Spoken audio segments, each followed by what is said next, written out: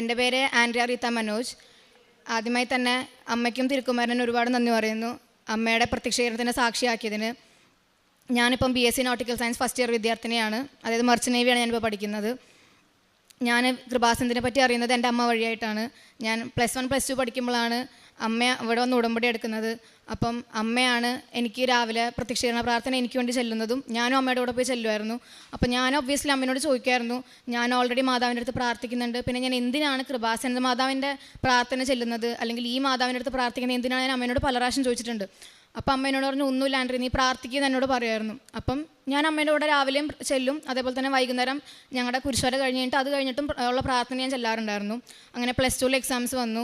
അപ്പോഴും അമ്മ എനിക്ക് ഉപ്പും തൈലവും എല്ലാം അമ്മ എനിക്ക് തന്നിട്ടുണ്ടായിരുന്നു. അതൊക്കെ കഴിച്ചിട്ടും ഉപ്പ് എക്സാം ഹോളിൽ കൊണ്ട് വിശ്വാസ പ്രമാണം ചൊല്ലി എക്സാം ഹോളിൽ ആരും ചവിട്ടാത്ത സ്ഥലത്തിട്ടിട്ടാണ് ഞാൻ എക്സാം എഴുതാൻ കയറിയതും. അങ്ങനെ ഞാൻ എക്സാം എഴുതി, എനിക്ക് +2 നല്ല മാർക്ക് ഉണ്ടായിരുന്നു. അങ്ങനെ +2 കഴിഞ്ഞു. പിന്നെ എനിക്ക് എന്താ ചെയ്യേണ്ടതെന്നുള്ളൊരു ഐഡിയ ഉണ്ടായിരുന്നില്ല. പല എൻട്രൻസ് എക്സാംസ് ഞാൻ എഴുതുന്നുണ്ടായിരുന്നു. എൻ്റെ ഫ്രണ്ട്സ് എല്ലാവരും ഓരോരോ കോളേജിൽ കയറുന്നു, എനിക്ക് മാത്രം ഒന്നും ആവുന്നില്ല. ഞാൻ പല എക്സാംസ് എഴുതുന്നുണ്ട്, പക്ഷേ ചിലതൊക്കെ കിട്ടി, പക്ഷേ എന്നാലും എനിക്ക് അങ്ങനെ അത് തോന്നുന്നില്ല പോകാൻ വേണ്ടിയിട്ട്. അപ്പോൾ ഒന്നും അങ്ങനെ ശരിയാവുന്നുണ്ടായിരുന്നില്ല. പിന്നെയാണ് ഞാൻ ഇങ്ങനെ ഈ ഒരു നേവിനെ പറ്റി അറിയുന്നത്, മർച്ചൻ്റ് നേവിനെ പറ്റി അറിയുന്നത്. അപ്പോൾ എനിക്ക് ഇതന്നെ മതി എന്നുള്ളൊരു തോട്ട് വരുന്നുണ്ടായിരുന്നു. പക്ഷെ അപ്പോഴാണെങ്കിലും അറിയാം, മർച്ചൻ്റ് നേവി അങ്ങനെ ഗേൾസ് ആരും ഓപ്റ്റ് ചെയ്യാത്തൊരു പ്രൊഫഷനാണ്. അതുകൊണ്ട് തന്നെ എൻ്റെ വീട്ടിൽ ഭയങ്കരമായിട്ട് സ്ട്രഗിൾ ചെയ്യേണ്ടി വന്നിട്ടുണ്ട്. എനിക്ക് ആരും സമ്മതിക്കുന്നുണ്ടായിരുന്നില്ല. വീട്ടിലാണെങ്കിലും ഫാമിലി ആണെങ്കിലും ബാക്കി റിലേറ്റീവ്സ് ആണെങ്കിലും എല്ലാവരും ഭയങ്കര നെഗറ്റീവ് കമൻസ് ആയിരുന്നു എല്ലാവരുടെ സൈഡിൽ നിന്നും. അപ്പം എനിക്കും ഭയങ്കര ഇതായിരുന്നു, ദൈവമേ ഞാൻ എന്ത് ചെയ്യും, ഇവരെങ്ങനെ പറഞ്ഞ് മനസ്സിലാക്കി എനിക്കിത് മതി എന്നുള്ളത്. അപ്പോഴും അങ്ങനെയാണ് ഞാൻ കഴിഞ്ഞ വർഷം മെയിൽ ഇവിടെ വന്ന് ഉടമ്പടി എടുക്കുന്നത്. അങ്ങനെ ഞാൻ ഇവിടെ ഉടമ്പടി എടുത്തു. എൻ്റെ ആകെയുള്ളൊരു ഫസ്റ്റത്തെ ഞാൻ വെച്ചതെന്ന് പറഞ്ഞാൽ, എനിക്ക് മർച്ചൻ്റ് നേവി കയറണം, എനിക്ക് യൂണിഫോം ഇടണം. ഞാൻ അപ്പം മാതാവിനോട് പറഞ്ഞിട്ടുണ്ടായിരുന്നു, എനിക്ക് മർച്ചൻ്റ് നേവിയിൽ എനിക്ക് അഡ്മിഷൻ കിട്ടുവാണെങ്കിൽ, ഞാൻ IMUCT ക്ലിയർ ചെയ്യുവാണെങ്കിൽ ഞാൻ ഇവിടെ ഒന്ന് ഫുൾ യൂണിഫോമിൽ ഒന്ന് സാക്ഷ്യം പറയാൻ ഞാൻ നേർന്നിട്ടുണ്ടായിരുന്നു. എനിക്ക് ഒട്ടും പ്രതീക്ഷ ഉണ്ടായിരുന്നില്ല എൻ്റെ വീട്ടുകാർ സമ്മതിക്കുമെന്നോ അങ്ങനെയൊന്നും ഉണ്ടായിരുന്നില്ല. അതിൻ്റെ കൂടെ ഞാൻ വെച്ചൊരു കാര്യമായിരുന്നു എനിക്ക് ലൈസൻസ് എടുക്കണം എന്നുള്ളത്. എൻ്റെ ഫ്രണ്ട്സ് എല്ലാവരും ലൈസൻസ് എടുത്തു. അപ്പം എനിക്ക് ചെറിയൊരു ആഗ്രഹം ഞാൻ ചെറുതായിട്ട് ഇങ്ങനെ വെച്ചിട്ടുണ്ടായിരുന്നില്ല. പക്ഷേ ഇങ്ങനെ പ്രാർത്ഥിച്ചു, മാതാവ് എനിക്കും ലൈസൻസ് എടുക്കണം, എനിക്കും കാർ ഓടിക്കണം എന്നുള്ളൊരു ആഗ്രഹം ഉണ്ടായിരുന്നു, ചെറുപ്പം തൊട്ടുള്ളൊരാഗ്രഹമായിരുന്നു. അങ്ങനെ ഞാനത് വെച്ചു. അങ്ങനെ ഞാൻ ഉടമ്പടി എടുത്ത് തിരിച്ച് വീട്ടിൽ പോയി. അങ്ങനെ ഒന്നും അങ്ങനെ ശരിയാവുന്നില്ല. എല്ലാവരും പിന്നെ അഡ്മിഷൻസൊക്കെ എല്ലാ സ്ഥലത്തും ക്ലോസ്ഡായി. എനിക്ക് എവിടെ അഡ്മിഷൻ കിട്ടിയില്ല. ഇനി എന്തായാലും റിപ്പീറ്റ് ചെയ്യാന്നുള്ളൊരു ഓപ്ഷൻ മാത്രമേ ഉള്ളൂ. അപ്പോൾ ഞാനിങ്ങനെ പറഞ്ഞു, നോക്കി തൃശ്ശൂർ ഇങ്ങനെ എൻ്റെ എൻട്രൻസ് അക്കാഡമി ഉണ്ട്, ഞാൻ അവിടെ പൊക്കോട്ടേന്ന് ചോദിക്കുമ്പോൾ എല്ലാവരും ഇങ്ങനെ, അത് കിട്ടുമോ നിനക്ക്, കിട്ടിയാലും ലൈഫ് എങ്ങനെ ശരിയാവുക, 6 മാസം കപ്പലിൽ, 6 മാസം പിന്നെ വീട്ടിൽ വരാം, ഇതെങ്ങനെ ഫാമിലി ലൈഫ് ആണെങ്കിൽ എങ്ങനെ ശരിയാവുക, എല്ലാവർക്കും നെഗറ്റീവ് കമൻസ് മാത്രമേ പറയാനുണ്ടായിരുന്നുള്ളൂ. അപ്പോഴും ഞാൻ ഉറച്ചു വിശ്വസിച്ചു, എനിക്ക് മാതാവ് തരും, ഞാൻ ഉടമ്പടി എടുത്തിട്ടുണ്ട്, എനിക്ക് കിട്ടും എന്നുള്ളൊരു പ്രതീക്ഷ ഉണ്ടായിരുന്നു. അതെ, അങ്ങനെ ഞാൻ ഉടമ്പടി എടുത്തു കഴിഞ്ഞിട്ട് ഞാൻ പിന്നെ എൻ്റെ വീട്ടുകാർ സമ്മതിച്ചു, ലൈസൻസ് എടുക്കാൻ വേണ്ടി സമ്മതിച്ചു. ഞാൻ ലൈസൻസ് എടുത്തു. അതും എൻ്റെ കാറിൻ്റെ റോഡ് ആദ്യത്തെ പ്രാവശ്യം ഫെയിലായി, 2ാമത്തെ പ്രാവശ്യമാണ് എനിക്ക് കിട്ടുന്നത്. അപ്പോൾ ഞാൻ 2ാമത്തെ പ്രാവശ്യം വണ്ടി വന്ന് പാർക്ക് ചെയ്ത സമയത്ത് എന്നെ പഠിപ്പിച്ച എൻ്റെ സാറ് വന്ന് എന്നോട് പറഞ്ഞു, ആൻഡ്രി നീ പാർക്ക് ചെയ്തത് വളരെ തെറ്റായിട്ടാണ്, ഇങ്ങനെയല്ല പാർക്ക് ചെയ്യേണ്ടത്, അങ്ങനെ ഫെയിലാക്കുമെന്ന് നോക്കാമെന്ന് പറഞ്ഞു. അപ്പോൾ ഞാനിങ്ങനെ പ്രാർത്ഥിച്ചു, മാതാവേ എന്നെ കാത്തോണ്ട് ഇനിയും ഫെയിലായി കഴിഞ്ഞാൽ എനിക്കിനി റീടെസ്റ്റ് എഴുതാൻ പറ്റില്ല, കാരണം റിപ്പീറ്റ് ചെയ്യാൻ പോവുകയാണെങ്കിൽ എനിക്കിനി ടൈമില്ല എന്നുള്ള ഇത് പ്രാർത്ഥിച്ചു. അപ്പോൾ ഞാനിങ്ങനെ നോക്കുന്നുണ്ട്, ഞാൻ ഇവിടെ ഇരിക്കുക, എൻ്റെ ഇപ്പുറത്ത് എൻ്റെ സാർ ഇരിക്കുക. അപ്പം ഞാൻ വിചാരിച്ചു, ദൈവമേ സാർ എന്ത് ചെയ്യും. അപ്പോൾ സാറിൻ്റെ ഇവിടെ റെഡ് പെന്നുണ്ട്, ഗ്രീൻ പെന്നുണ്ട്. അപ്പോൾ ഞാൻ പ്രാർത്ഥിച്ചു, ദൈവമേ ഗ്രീൻ എടുക്കണേ. ബട്ട് ആദ്യം സാർ എടുത്തത് റെഡായിരുന്നു. അപ്പോൾ ഞാൻ ചോദിക്കേ ഞാൻ ഫെയിലായെന്ന് വിചാരിച്ചു. ബട്ട് പിന്നെ ഗ്രീൻ എടുത്ത് ഞാൻ പാസ്സായിരുന്നു. ഞാൻ കാർ ഓടിക്കാൻ തുടങ്ങി. കാർ ഓടിക്കുമ്പോഴാണെങ്കിലും സ്കൂട്ടർ ഓടിക്കുമ്പോഴാണെങ്കിലും പല സിറ്റുവേഷൻസ് എനിക്ക് വന്നിട്ടുണ്ട്. കാരണം ഒരു സ്റ്റാർട്ടർ എന്ന രീതിയിൽ എനിക്കങ്ങനെ ഞാനത്ര പ്രോ ഒന്നായിരുന്നില്ല. സോ പല സിറ്റുവേഷൻസും എൻ്റെ കൈവിട്ട് പോയ സിറ്റുവേഷൻസ് പല പ്രാവശ്യം ഉണ്ടായിട്ടുണ്ട്. അപ്പോഴൊക്കെ ആണെങ്കിൽ എന്നെ കാത്തത് മാതാവ് മാത്രമാണ്.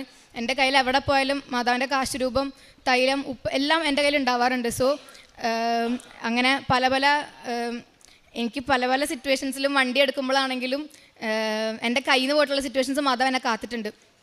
പിന്നെ ഞാൻ റിപ്പീറ്റ് ചെയ്യാൻ വേണ്ടി അങ്ങനെ എല്ലാവരും സമ്മതിച്ചു, ഇങ്ങനെ കിട്ടുവാണെങ്കിൽ കിട്ടട്ടെ, നീ തൃശ്ശൂർക്ക് പോയി നോക്ക് എന്ന് പറഞ്ഞു. അങ്ങനെ ഞാൻ അവിടെ റിപ്പീറ്റ് ചെയ്യാൻ വേണ്ടി പോയി. ഞാൻ പോകുമ്പോഴാണെങ്കിലും അവിടെ പോർഷൻസൊക്കെ കഴിഞ്ഞു, റിവിഷൻ തുടങ്ങിയ സമയത്തായിരുന്നു ഞാൻ പോയത്. അപ്പം അവിടെ പോയ സമയത്താണെങ്കിലും എൻ്റെ ഹോപ്പ് പിന്നെയും പോവുക, കാരണം പോർഷൻസ് എല്ലാം എടുത്ത് കഴിഞ്ഞു, റിവിഷൻ തുടങ്ങി. സോ നമ്മൾ +2 ഞാൻ സ്റ്റേറ്റ് സിലബസിലാണ് പഠിച്ചത്. അപ്പം അത് തന്നെ ഞാൻ അത്ര കാലിബറുള്ള കുട്ടിയൊന്നുമല്ല. അപ്പം സ്റ്റേറ്റ് സിലബസ് തന്നെ കഷ്ടിച്ചാണ് ഞാൻ, അതും മാതാവിൻ്റെ കൂടെ നിന്നിട്ടാണ് എനിക്ക് അത്രയും മാർക്ക് കിട്ടിയത്, ഞാൻ പാസ്സായതും. അപ്പം ആ ഒരു ബേസിൽ ഞാൻ പെട്ടെന്ന് അവിടെ ചെല്ലുമ്പം എനിക്കൊരു ക്ലാസ്സും കിട്ടിയിട്ടില്ല. റിവിഷൻ തുടങ്ങുമ്പോഴത്തേക്ക് എനിക്ക് അതും കിട്ടുന്നില്ല, എനിക്ക് അവരോട് പഠിക്കാൻ പറ്റുന്നില്ല. അപ്പോൾ ഞാൻ വീണ്ടും ഡൗൺ ആയി. അപ്പോൾ ഞാൻ പ്രാർത്ഥിച്ചുകൊണ്ടിരുന്നു. മേ ബി ആ സമയത്തായിരിക്കണം കുറച്ചും കൂടെ ഞാൻ പ്രാർത്ഥിക്കാൻ തുടങ്ങിയത്. ആദ്യം കുഴപ്പമായിരുന്നു, എനിക്ക് ആദ്യം ഡൗട്ടായിരുന്നു ഞാൻ രാവിലെ എണീക്കുമോ. പക്ഷെ അത് വലിയൊരു ദൈവാനുഗ്രഹമായിരുന്നു. ഞാൻ പോയ സ്ഥലത്താണ്, ഞാൻ നിന്ന ഹോസ്റ്റൽ എന്ന് പറഞ്ഞാൽ സിസ്റ്റേഴ്സിൻ്റെ ഹോസ്റ്റലായിരുന്നു. അപ്പോൾ ഞാൻ നിന്നൊരു ഹോസ്റ്റലിലാണെങ്കിലും എനിക്ക് അവിടെ എല്ലാ ദിവസവും കുർബാന ഉണ്ടായിരുന്നു, അടുത്തടുത്ത് വേറെ പള്ളികളുണ്ടായിരുന്നു. അപ്പം ഞാൻ രാവിലെ ഇൻ കേസ് എണീറ്റില്ലെങ്കിലും എനിക്ക് അപ്പുറത്തെ പള്ളിയിൽ പോയിട്ട് കുർബാന കാണാൻ പറ്റുമായിരുന്നു. ഞാൻ 2 ആഴ്ച കൂടുമ്പോൾ എനിക്ക് അവിടെ കുമ്പസാരം ഉണ്ടായിരുന്നു, അപ്പോൾ ഞാൻ കുമ്പസാരിക്കുമായിരുന്നു. അങ്ങനെ ആത്മീയമായിട്ട് എനിക്ക് അവിടെ പോയപ്പോൾ കുറേ വളരാൻ പറ്റി. അങ്ങനെ റിപ്പീറ്റ് ചെയ്ത് കുറച്ചൊരു 2-3 ആഴ്ച കഴിഞ്ഞപ്പോഴാണ് എനിക്ക് പെട്ടെന്ന് ബാക്ക് പെയിൻ ഇഷ്യൂസ് വരുന്നുണ്ട്. അപ്പം എനിക്ക് കുറേ നേരം ഇരിക്കാൻ പറ്റുന്നില്ല. അപ്പോഴത്തേക്കും ഭയങ്കരമായിട്ട് പുറംവേദന വരിക. ഇപ്പം പഠിക്കാനിരിക്കുമ്പോഴാണെങ്കിൽ എനിക്ക് ഇരിക്കാൻ പറ്റുന്നില്ല, പഠിക്കാൻ പറ്റുന്നില്ല, കോൺസെൻട്രേറ്റ് ചെയ്യാൻ പറ്റുന്നില്ല, ഒന്നും പറ്റുന്നില്ല. അപ്പോൾ ഞാനിങ്ങനെ അമ്മേനോട് പറഞ്ഞപ്പോൾ അമ്മ പറഞ്ഞു ഓക്കെ ജൂബിലി അടുത്താണ്, അപ്പോൾ ജൂബിലിയിൽ പോയി കാണിക്കാൻ പറഞ്ഞു. ഞാൻ ജൂബിലിയിലെ ഓർത്തോനെ പോയി കാണിച്ചു. അപ്പോൾ ഡോക്ടർ അത് എന്നോട് പറഞ്ഞു ഓക്കെ എക്സ്റേ എടുക്കാൻ പറഞ്ഞു. ഞാൻ എക്സ്റേ എടുത്തു. എടുത്തപ്പോൾ ഡോക്ടർ നമുക്കൊന്ന് MRI കൂടെ എടുത്ത് നോക്കാം. അപ്പോൾ എനിക്ക് വീണ്ടും ടെൻഷനായി, ദൈവമേ ഇതിപ്പോൾ ഒന്നിനു പുറകെ ഒന്നായിട്ടാണല്ലോ എനിക്ക് വരുന്നതെന്ന് വിചാരിച്ചു. ഞാൻ MRI എടുത്തു. MRI എടുത്തപ്പോൾ എന്നോട് പറഞ്ഞു ചെറിയൊരു ബൾജ് ഉണ്ട് എനിക്ക് ബാക്ക് ബോണിൽ, L2-ലും L3-ലും എനിക്ക് ബൾജ് ഉണ്ട് എന്ന് പറഞ്ഞു. അപ്പോൾ അതുകൊണ്ടാണ്. അപ്പോൾ എന്നോട് പറഞ്ഞു ബെൽറ്റ് ഇടണം, അതേപോലെ തന്നെ അധികം നേരം ഇരിക്കാൻ പാടില്ല, 20 മിനിറ്റ് കൂടുതൽ ഇരുന്ന് കഴിഞ്ഞാൽ പോയിട്ട് ജസ്റ്റ് ഒന്ന് സ്ട്രെച്ച് ചെയ്തിട്ട് വന്നിട്ട് ഇരിക്കണം, അതേപോലെ തന്നെ എക്സസൈസ് ചെയ്യണം, ഫിസിയോ ചെയ്യണം എന്നൊക്കെ പറഞ്ഞു. അപ്പം ഇത്രയും നാളും നോർമലായിട്ടുള്ള ലൈഫ് കൊണ്ടുപോകുന്ന എനിക്ക് പെട്ടെന്ന് ഇങ്ങനൊരു ചേഞ്ച് വരുമ്പോഴത്തേക്ക് എനിക്കൊട്ട് അക്സെപ്റ്റ് ചെയ്യാൻ പറ്റുന്നുണ്ടായിരുന്നില്ല. അപ്പോൾ ഇങ്ങനെയൊക്കെ പറഞ്ഞു. പിന്നെ അവിടുന്ന് ഞാൻ കൃപാസനത്തിൽ വരുമ്പോഴാണെങ്കിൽ പോലും ഞാൻ ബെൽറ്റ് ഇട്ടിട്ടായിരിക്കും ഞാൻ ഇങ്ങോട്ടേക്ക് ബസ് കയറുന്നുണ്ടാവുക. അപ്പോൾ എനിക്ക് ഭയങ്കര ബെൽറ്റ് ഇട്ടിട്ട് ട്രാവൽ ചെയ്യുക എന്ന് പറയുമ്പോൾ അത് അനുഭവിച്ചവർക്കറിയാം ഭയങ്കര പാടാണ്. നമുക്കൊന്ന് സമാധാനത്തിൽ ഇരിക്കാൻ പറ്റില്ല, ഭയങ്കര ടൈറ്റായിട്ട് ഇടണം. അപ്പോൾ എനിക്ക് ഭയങ്കര ബുദ്ധിമുട്ടായിരുന്നു അത്. അപ്പോഴും ഞാൻ മാതാവിനോട് പ്രാർത്ഥിച്ചു, മാതാവേ എനിക്ക് വേദന ഒന്ന് കുറഞ്ഞു കിട്ടിയാൽ മതി എന്ന് ഞാൻ പ്രാർത്ഥിച്ചു. അങ്ങനെ അപ്പോഴും എനിക്ക് കുറവൊന്നും ഉണ്ടായിരുന്നില്ല. ഞാൻ അവിടെ എണ്ണ തേച്ച് പ്രാർത്ഥിക്കുമായിരുന്നു, തൈലം തേക്കുന്നുണ്ടായിരുന്നു, ഉപ്പ് സേവിക്കുന്നുണ്ടായിരുന്നു, അതൊക്കെ ഞാൻ ചെയ്യുന്നുണ്ടായിരുന്നു. പക്ഷേ എനിക്കെന്നാൽ കുറവൊന്നും ഉണ്ടായിരുന്നില്ല. അങ്ങനെയാണ് കുറച്ച് നാൾക്ക് ശേഷം എനിക്ക് പിന്നെ തലവേദന വരുന്നു. അപ്പം തലവേദന വരുമ്പോഴാണെങ്കിലും എനിക്ക് അതിൻ്റെ കൂടെ തന്നെ എനിക്ക് BP കുറയാം. അപ്പം ഞാൻ അങ്ങനെ ക്ലാസ്സിൽ നിന്ന് 2-3 പ്രാവശ്യം തല ചുറ്റി ഞാൻ അവിടെ തന്നെയാണ് മെഡിക്കൽ കോളേജ്. അപ്പം ഞാൻ മെഡിക്കൽ കോളേജിൽ പോകുന്നു, ട്രിപ്പ് ഇട്ട് കിടക്കുന്നു. അപ്പം ഇങ്ങനെ തലവേദന എനിക്ക് വീണ്ടും വന്നുകൊണ്ടിരിക്കുക, എനിക്ക് തീരെ പറ്റുന്നില്ല. അപ്പം എനിക്ക് ഒരു റിലീഫ് കിട്ടുകയാണെങ്കിൽ ഞാൻ ടൈഗർ ബാം തന്നെ തേക്കണം. അപ്പം ഞാനൊരു ടൈഗർ ബാം നമ്മൾ നല്ല കട്ടിയിൽ ഞാൻ ഇവിടം തൊട്ട് ഇവിടം വരെ തേക്കുമായിരുന്നു. അപ്പം അങ്ങനെ തേച്ച് എനിക്ക് എൻ്റെ നെറ്റി മൊത്തം പൊള്ളുന്നൊരു അവസ്ഥയായിരുന്നു. ലൈക്ക് ഇവിടെ മൊത്തം എൻ്റെ ഈ ഒരു ഷെയ്ഡും ഇവിടുത്തെ ഷെയ്ഡും നല്ല ഡിഫറെൻ്റ് ആയിരുന്നു. ഒരു ബ്രൗൺ കളറിൽ നല്ല ബേൺഡ് ആയിട്ടുള്ളൊരു സ്കിന്നായിരുന്നു എനിക്ക് ഇവിടെ ഉണ്ടായിരുന്നത്. കാരണം പൊള്ളിയ സ്ഥലത്ത് ഞാൻ വീണ്ടും ടൈഗർ ബാം തേക്കുന്ന ഒരു ഇതായിരുന്നു. കാരണം എനിക്ക് തലവേദന കുറയുന്നുണ്ടായിരുന്നില്ല, കാരണം എനിക്ക് പഠിക്കാൻ പറ്റുന്നില്ല, അതേപോലെ തന്നെ എനിക്ക് സൺലൈറ്റ് തീരെ പറ്റുന്നില്ല. ഇപ്പോൾ ഞാൻ ക്ലാസ്സിൽ നിന്ന് ഇറങ്ങി ഹോസ്റ്റലിൽ നിന്ന് ഇറങ്ങി ക്ലാസ്സിലോട്ട് നടക്കുന്ന സമയത്താണെങ്കിലും ഞാനൊന്നില്ലെങ്കിൽ എൻ്റെ ഫ്രണ്ടിൻ്റെ ഷോൾ എടുത്ത് പുതയ്ക്കും, അതേപോലെ തന്നെ സ്പെക്സ് യൂസ് ചെയ്യുന്നുണ്ട്, പിന്നെ കൊട യൂസ് ചെയ്യുന്നുണ്ട്. ഇതൊക്കെ യൂസ് ചെയ്തിട്ടാണ് ഞാൻ ക്ലാസ്സിലോട്ട് പോകുന്നത്. എനിക്ക് തീരെ പറ്റുന്നില്ല. ഞാൻ ഡോക്ടറെ പോയി കണ്ടു, വീണ്ടും ജൂലിയിൽ പോയി ഡോക്ടറെ കണ്ടപ്പോൾ ഡോക്ടർ പറഞ്ഞു ഇതൊരു തരം മൈഗ്രെയിൻ ആണ്, ഒന്നും ചെയ്യാനില്ല ആൻഡ്രിയയ്ക്ക് തല കറക്കം വരുവാണെങ്കിൽ ഇവിടെ വരാം, ട്രിപ്പ് ഇടാൻ പോവാന്ന് പറഞ്ഞു. അപ്പോഴും എനിക്ക് തീരെ പറ്റുന്നില്ല. ഒന്ന് പുറംവേദന വന്ന് അതൊന്ന് കുറയുന്നതിനൊക്കെ മുമ്പ് അടുത്തത് ഇതേ മൈഗ്രെയിൻ രീതിയിൽ വന്നു. അപ്പം പുറംവേദന പിന്നെയും നമുക്ക് പഠിക്കാം, കാരണം ബാക്ക് പെയിൻ അല്ലേ, കുഴപ്പമില്ലല്ലോ, നടന്നാണെങ്കിലും ഞാൻ പഠിക്കും. പക്ഷേ ഇത് തലയായത് കാരണം എനിക്ക് കോൺസെൻട്രേറ്റ് ചെയ്യാൻ പറ്റുന്നില്ല, ഒന്നും പറ്റുന്നുണ്ടായിരുന്നില്ല, പഠിക്കാൻ പറ്റുന്നുണ്ടായിരുന്നില്ല. അതിൻ്റെ ഇടയ്ക്കാണ് എനിക്ക് ഒരു സ്പോൺസർഷിപ്പിൻ്റെ എക്സാം വന്നത്. അപ്പോൾ എക്സാം വന്ന സമയത്താണെങ്കിൽ ഞാൻ ഒന്നും പഠിക്കുന്നുണ്ടായിരുന്നില്ല, കാരണം എനിക്ക് രാത്രി ഇരിക്കാൻ പറ്റുന്നില്ല, വെളിച്ചത്തിൽ എനിക്ക് പറ്റത്തില്ല. അപ്പോൾ എൻ്റെ ഫ്രണ്ട്സൊക്കെ ഇരുന്ന് ഭയങ്കര പഠിക്കുന്നുണ്ടായിരുന്നു, ഞാനൊന്നും പഠിച്ചിട്ടുണ്ടായിരുന്നില്ല. അങ്ങനെ പിറ്റേ ദിവസം എക്സാമാണ്. അപ്പം ഞാൻ രാത്രി കിടന്നുറങ്ങി, കാരണം എനിക്ക് പറ്റത്തില്ല ഇരിക്കാൻ. എൻ്റെ ഫ്രണ്ട്സ് എല്ലാവരും ഇന്ന് പഠിച്ചു. രാവിലെ ഞാൻ എണീറ്റും എല്ലാവരും ഞങ്ങൾ പ്രയർ ഹാളിൽ പോയി പ്രത്യക്ഷീകരണ പ്രാർത്ഥന ചൊല്ലി. അവർക്കെല്ലാവർക്കും തൈലം തേച്ച് പ്രാർത്ഥിച്ചു, ഉപ്പെല്ലാവരുടെയും കൊടുത്തു. ഞാൻ പറഞ്ഞു വിശ്വാസപ്രമാണം ചൊല്ലിയിട്ട് ഇടണം. അവർക്കാണെങ്കിലും ഒരു അപ്പം ഞാനിപ്പോൾ കുർബാനയ്ക്ക് പോവുകയാണെങ്കിൽ അവരും വരും, എന്നാൽ ഞാനും വരട്ടെ എന്ന് പറഞ്ഞാൽ എൻ്റെ ഫ്രണ്ട്സ് അവരൊന്നും ക്രിസ്ത്യൻസ് ഒന്നുമല്ല, ബട്ട് അവരെൻ്റെ കൂടെ വരും. മുസ്ലിംസ് ഉണ്ട്, ഹിന്ദുസ് ഉണ്ട്, അവരെൻ്റെ കൂടെ വരും. ഞങ്ങൾ പള്ളിയിൽ പോവും. മേ ബി ചുമ്മാ ഞങ്ങൾ പള്ളിയിൽ പോകണമെങ്കിലും ഞാൻ പറയുന്നത് ചുമ്മാ അവിടെ ആരാധനയുണ്ട്, അപ്പോൾ ഞാൻ പറയുന്നത് അവിടെ ആരാധന കുറച്ച് നേരം അവിടെ ഇരുന്നിട്ട് പോകും. അവരും കൂടെ വരും, അവരും എന്നെ വെയിറ്റ് ചെയ്തിട്ടിരിക്കും. അങ്ങനെ ഞങ്ങൾ ഒരുമിച്ചാണ് എല്ലായിടത്തും പൊയ്ക്കൊണ്ടിരിക്കുന്നത്. അപ്പം ഞാൻ അങ്ങനെ പോയിട്ട് അങ്ങനെ രാവിലെ ഇരുന്ന് ഞങ്ങളെല്ലാവരും പ്രാർത്ഥിച്ചിട്ട് ഇറങ്ങി. എക്സാം എനിക്കറിയത്തില്ല, ഒന്നും അറിയത്തില്ലായിരുന്നു. ആ എക്സാമിൽ എൻ്റെ കയ്യിൽ ആകെ കാശ് രൂപ ഇരിപ്പുണ്ടായിരുന്നു. ഉപ്പ് ഞാനവിടെ എൻ്റെ കയ്യിൽ ഞാൻ എക്സാം ഹാളിൽ കയറിയപ്പോൾ തന്നെ അവിടെ ഇട്ടിട്ടുണ്ടായിരുന്നു. വിശ്വാസപ്രമാണം ചൊല്ലിയിട്ടാണ് ഞാൻ എക്സാം ഹാളിൽ കയറിയത്. ഞാൻ പ്രാർത്ഥിച്ചു, എക്സാം ഹാളിൽ കയറി. നെഗറ്റീവ് മാർക്കിംഗ് ഉള്ള എക്സാമാണ്. ഞാൻ എന്തൊക്കെയോ പിടിച്ച് നിൽക്കി. ഞാൻ എല്ലാ ക്വസ്റ്റ്യൻ ആകുമ്പോഴും ഞാൻ കാശ് രൂപം പിടിച്ച് സ്ക്രീനിൽ വെക്കും, വിശ്വാസപ്രമാണം ചെല്ലും. എനിക്കെന്തോ തോന്നുന്നത് എന്തോ പറഞ്ഞു തരുന്ന പോലെ എനിക്ക് തോന്നും, ഓക്കെ ഇതാണെന്നുള്ളത്. ഞാൻ അങ്ങനെ എഴുതും, എക്സാം എഴുതി റിസൾട്ട് വരുന്ന ദിവസം എനിക്ക് അറിയത്തില്ല റിസൾട്ട്. അന്ന് ഞാൻ ഫുഡ് കഴിക്കാൻ പോയില്ല. അപ്പോൾ എല്ലാവരും ഫുഡ് കഴിക്കാൻ പോയി, ഞാൻ മാത്രം ഹോസ്റ്റലിൽ ഒറ്റയ്ക്കാം. അപ്പോൾ എന്നെ ഫോൺ വരുന്നുണ്ട്, ഇങ്ങനെ റിസൾട്ട് വന്നു എന്ന് പറഞ്ഞു. അപ്പോൾ റിസൾട്ട് വന്ന് പാസ്സായവർക്ക് മാത്രമാണ് മെയിൽ വന്നിട്ടുള്ളൂ എന്ന് പറഞ്ഞു. അപ്പോൾ ഞാൻ എൻ്റെ ഫോൺ നോക്കുന്നില്ല, ഞാൻ എൻ്റെ ഫ്രണ്ട്സിൻ്റെ ഫോണൊക്കെ ആയി നോക്കി. ഇവർ കാരണം എനിക്ക് എന്തായാലും എനിക്ക് കിട്ടത്തില്ല, കാരണം അവരൊക്കെയാണ് പഠിച്ച ആൾക്കാർ, ഞാനൊന്നും പ്രിപ്പയർ ചെയ്തിട്ടില്ലല്ലോ. അപ്പോൾ എനിക്ക് മെയിൽ വന്നിട്ടില്ല. അപ്പം ഞാൻ അവസാനം നോക്കിയപ്പോൾ എനിക്ക് മെയിൽ വന്നിട്ടില്ല. പിന്നെ ഇവർക്കൊക്കെ ഫെയിലായെന്ന് പറഞ്ഞ് മെയിൽ വരുന്നു. അപ്പം നേരെ ഉൾട്ടയാണ് സംഭവിച്ചത്. അപ്പം ഞാൻ വിചാരിച്ചു, ദൈവമേ എനിക്കെന്താ മെയിൽ വരാത്തത്, ഇനി വല്ല പ്രശ്നമാണോ? അപ്പം ഞാൻ എൻ്റെ സാറിനെ വിളിച്ചപ്പോൾ സാറ് പറഞ്ഞു, ഇങ്ങനെ കുറച്ച് പേർക്ക് വരാത്തതുണ്ട്, ചിലപ്പോൾ നിങ്ങൾ പാസ്സായതുകൊണ്ടായിരിക്കും എന്ന് പറഞ്ഞു.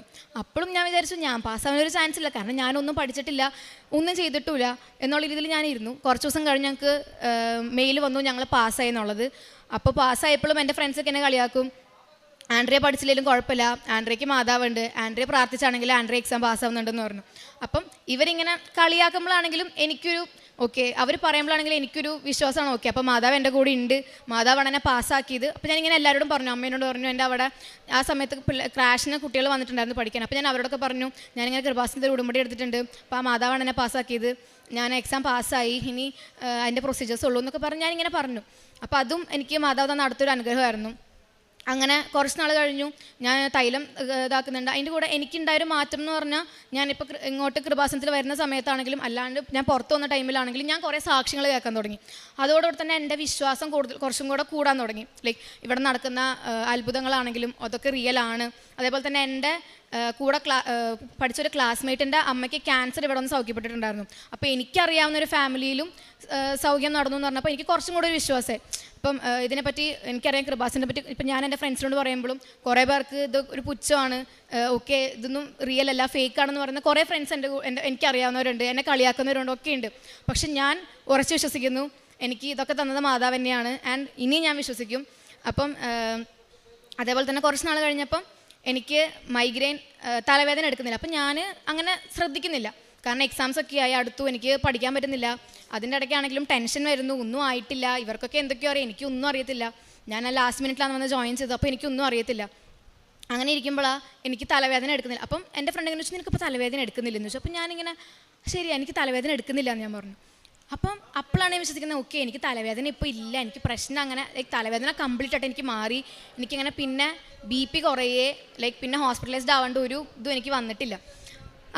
അങ്ങനെ ഇരിക്കുമ്പോഴാണ് ഞാനിപ്പം കുറേ സാക്ഷ്യങ്ങൾ കേൾക്കുമെന്ന് ഞാൻ പറഞ്ഞല്ലോ. അപ്പോൾ അങ്ങനെ കേൾക്കുന്നതിൻ്റെ ഇതിൽ ഞാനിങ്ങനെ മാതാവിനോട് പ്രാർത്ഥിച്ചിട്ടുണ്ട്, മാതാവ് എനിക്കും എന്തെങ്കിലും ഒരു സിഗ്നൽ തരണം.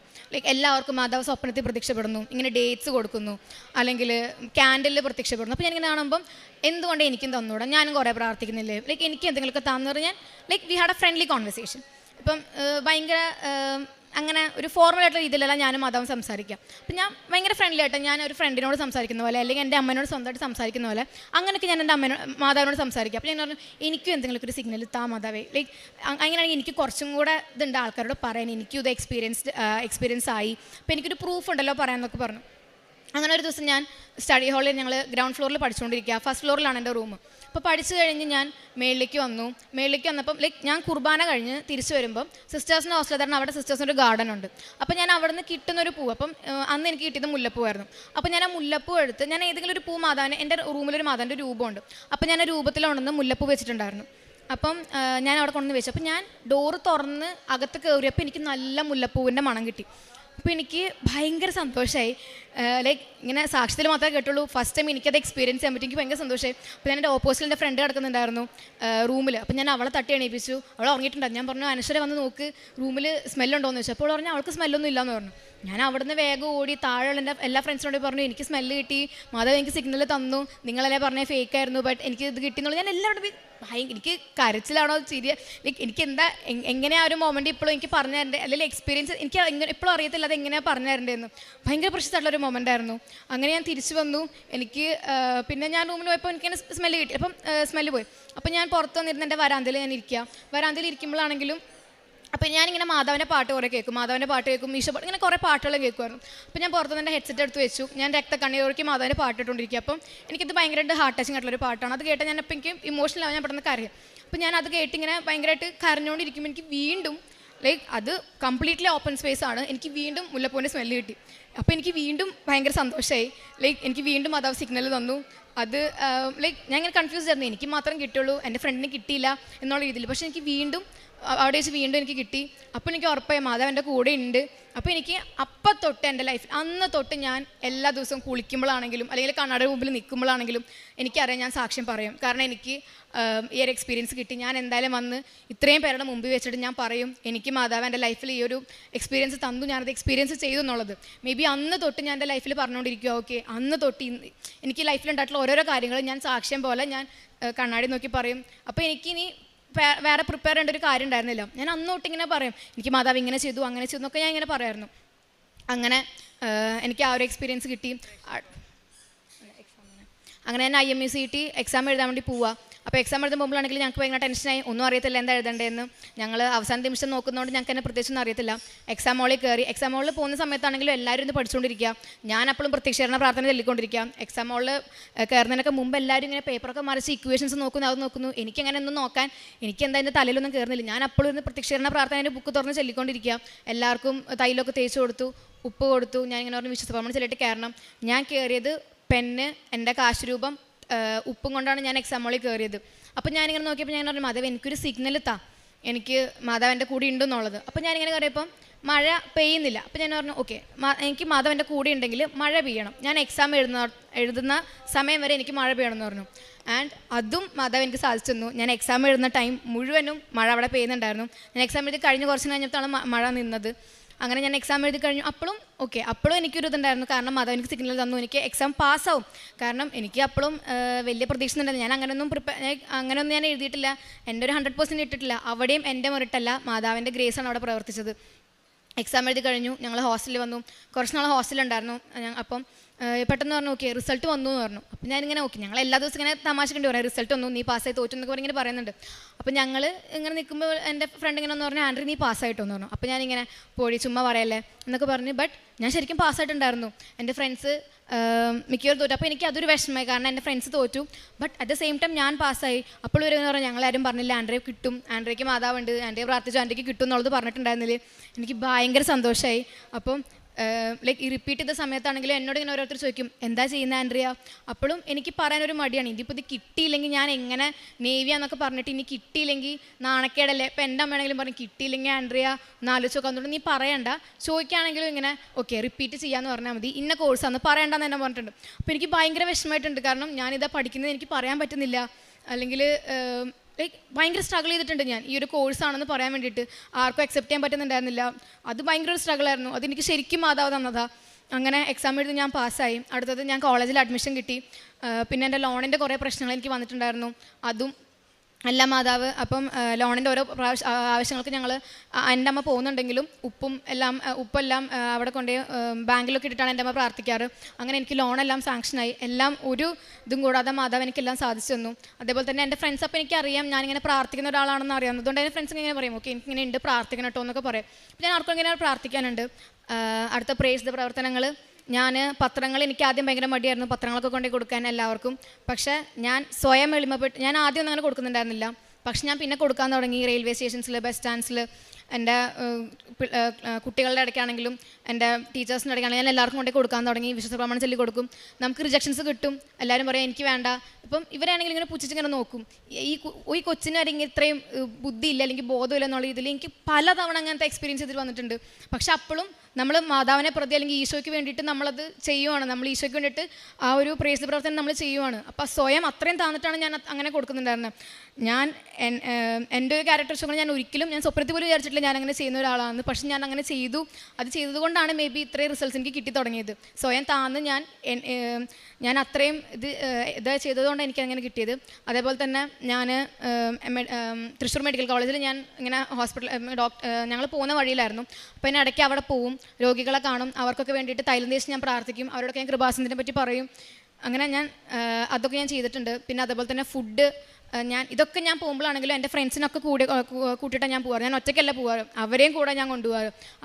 അവർക്കും അറിയണം എന്താണ് സംഭവം എന്നുള്ളത്. ഞാൻ അങ്ങനെ തേക്കിങ്ങാട് മൈതാനത്തിൽ കുറേ പേര് ഇങ്ങനെ ഇരിക്കാറുണ്ട്. സോ അവർക്കൊക്കെ പോയിട്ട് ഞാൻ ഫുഡ് വാങ്ങിച്ച് കൊടുക്കാറുണ്ട്. അതേപോലെ തന്നെ എൻ്റെ അമ്മ വർക്ക് ചെയ്യുന്നത് കളമശ്ശേരി മെഡിക്കൽ കോളേജിലാണ്. സോ അവിടെ ആണെങ്കിലും പോകുമ്പോഴാണെങ്കിലും ഇപ്പം ഞാൻ ഡോക്ടർ കാണാൻ പോകുമ്പോഴാണെങ്കിലും അവിടെ കുറേ പേര് രോഗികളുണ്ടോ. സോ ഞാൻ അവർക്കും കൊണ്ടിട്ടാണെങ്കിലും പത്രങ്ങൾ കൊടുക്കാറുണ്ട്. കുറേ പേര് ഒന്ന് ചോദിക്കും, കൃപാസന എന്താണ് മോളെ, എന്താ അവിടെ ശരിക്കും ഉള്ളതെന്ന്. അപ്പോൾ എനിക്കും കുറേ പറഞ്ഞു കൊടുക്കാൻ പറ്റിയിട്ടുണ്ട്. പിന്നെ കുറേ പേരെ എനിക്ക് ഹെൽപ്പ് ചെയ്യാൻ പറ്റിയിട്ടുണ്ട്. അതിപ്പോൾ എൻ്റെ ബാച്ച്മേറ്റ്സിൻ്റെ അടുത്താണെങ്കിലും അല്ലെങ്കിൽ എനിക്ക് പറ്റുന്ന രീതിയിലൊക്കെ, ഇപ്പോൾ എൻ്റെ മുമ്പിൽ ഒരാൾ കൈ നീട്ടിക്കഴിഞ്ഞാൽ എനിക്ക് പറ്റുന്ന രീതിയിലൊക്കെ ഞാൻ എല്ലാവരും ഹെൽപ്പ് ചെയ്തിട്ടുണ്ട്. അപ്പം ഇത്രയും അനുഗ്രഹങ്ങൾ തന്ന അമ്മ മാതാവിന് പിന്നെ ഞാൻ പറഞ്ഞിട്ടുണ്ടായിരുന്നു ഈ സാക്ഷ്യം പറയാൻ വേണ്ടി ഞാൻ ഈ യൂണിഫോമിൽ തന്നെ ഫുൾ യൂണിഫോമിൽ വന്ന് പറയും എന്നുള്ള രീതി പറഞ്ഞിട്ടുണ്ടായിരുന്നു. അതുകൊണ്ടാണ് ഞാൻ നമ്മുടെ ഫുൾ യൂണിഫോമിൽ വന്ന് സാക്ഷ്യം പറയുന്നത്. ഇത്രയും അനുഗ്രഹങ്ങൾ തന്ന അമ്മ മാതാവിനും തിരുക്കുമാരനും ഒരുപാട് നന്ദി പറയുന്നു. Praise the lord. ആത്മീയമായിട്ട് ഞാൻ അങ്ങനെ എല്ലാ ദിവസവും കുർബാനയ്ക്ക് പോകുന്നൊരു വ്യക്തിയായിരുന്നില്ല. പക്ഷെ ഞാൻ കുർബാനയ്ക്ക് എല്ലാ ദിവസവും പോകുമായിരുന്നു. എനിക്ക് കുറച്ചും കൂടെ നന്നായിട്ട് കുർബാനയിൽ പങ്കുചേരാൻ വേണ്ടി പറ്റി. കുറച്ചും കൂടെ ഒരു ഇപ്പോൾ ഓരോ പ്രാർത്ഥനയാണെങ്കിലും പാട്ടാണെങ്കിലും ഇമോഷണലി ഞാൻ ഭയങ്കരമായിട്ട് കണക്റ്റഡ് ആവാൻ തുടങ്ങി. എനിക്ക് ലൈക്ക് ഭയങ്കരമായിട്ട് ഫീൽ ചെയ്തിട്ട് എനിക്ക് കുർബാന കാണാൻ വേണ്ടി എനിക്ക് പറ്റി, അല്ലെങ്കിൽ ഫീൽ ചെയ്തിട്ട് എനിക്ക് എല്ലാം ചെയ്യാൻ വേണ്ടി പറ്റി. കുമ്പസാരാണെങ്കിലും ഞാൻ ഇപ്പോൾ പഠിക്കുന്ന സ്ഥലത്താണെങ്കിലും എനിക്ക് അങ്ങനെ എല്ലാ ദിവസവും കുർബാന കാണാൻ പറ്റില്ല. പക്ഷെ ഞായറാഴ്ച ഞാൻ ഞായറാഴ്ച ആണെങ്കിലും എനിക്ക് ക്രിസ്ത്യൻസ് ആയിട്ടുള്ള ഫ്രണ്ട്സിൻ്റെ കൂടെ ഞാൻ പോയി കുർബാന കാണാറുണ്ട്. ഞാൻ നാട്ടിൽ വരുമ്പോഴാണെങ്കിലും ഞാൻ എപ്പോഴും പോയി കുമ്പസാരിക്കാറുണ്ട്. അങ്ങനെ റിപ്പീറ്റ് ചെയ്യുന്ന സമയത്താണെങ്കിലും എല്ലാ 2 ആഴ്ച കൂടുമ്പോൾ അല്ലെങ്കിൽ ഒരാഴ്ച കൂടുമ്പം ഞാൻ പോയി കുമ്പസാരിക്കാറുണ്ട്. പിന്നെ എനിക്കൊന്ന് ആത്മീയമായ മാറ്റങ്ങൾ, ഞാൻ ബൈബിൾ വായിക്കാൻ തുടങ്ങി. ഞാൻ അങ്ങനെ ബൈബിൾ വായിക്കുന്ന ഒരു വ്യക്തിയായിരുന്നില്ല. ബൈബിൾ വായിക്കാൻ തുടങ്ങി, പിന്നെ വചനങ്ങൾ പറയാൻ തുടങ്ങി. ഞാൻ മെയിനായിട്ടും അച്ഛൻ്റെ ടോക്സ് കേൾക്കാൻ തുടങ്ങി. അതേപോലെ തന്നെ സാക്ഷ്യങ്ങൾ കേൾക്കാൻ വേണ്ടി തുടങ്ങി. ഇതേപോലെ തന്നെ ബസ്സിൽ ട്രാവൽ ചെയ്യുമ്പോൾ ഞാൻ കൊന്ത ചെല്ലാൻ തുടങ്ങി.